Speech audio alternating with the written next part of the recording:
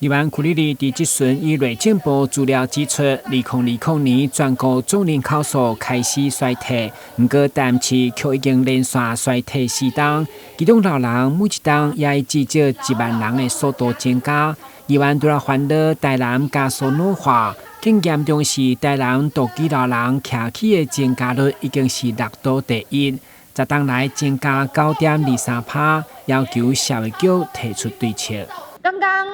我们同仁也有问您这个所谓的老人福利的部分，是。那你对这样子的一个社会现象啊，你觉得我们目前全台湾上至中央下至地方所有的社会福利有关老年人福利的部分，你觉得台南市做的有很到位吗？还在努力，还在努力，腾会打高空。老人福利政策，除了你说的社会安全网，还有一些志工啦、社会人士在做的一些事情，你认为政府应该还能够扮演什么角色？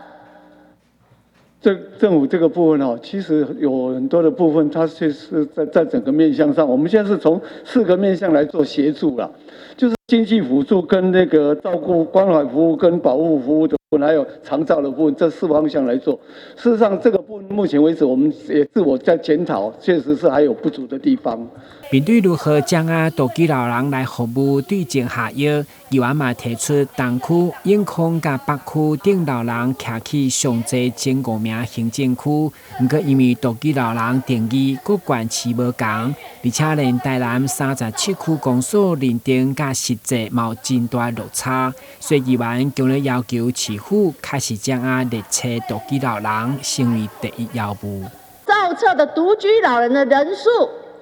他住宅有这么多5000、4000，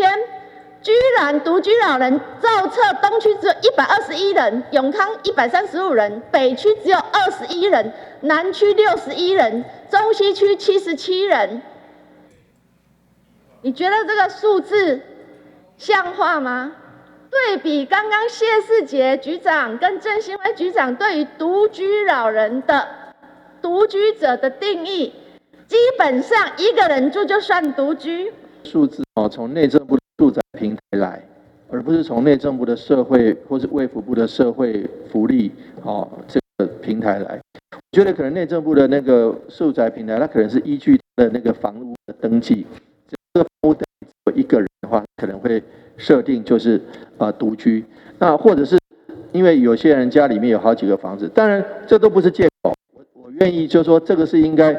全国一致的定义，如同您刚刚说，高、新北还有其他城市，它对独居的定义，地方政府跟中央政府就不一致。这个部分，我们愿意从我们核实了解。虽然淡市结合社政、警政甲民政、消防等相关局处的社区关怀网拢具体服务计划，不过议员点出如何确实掌握独居老人在地化现况，并是完全按照中央一致的标准，值得全民关心。台南新闻军及林英光采访报道。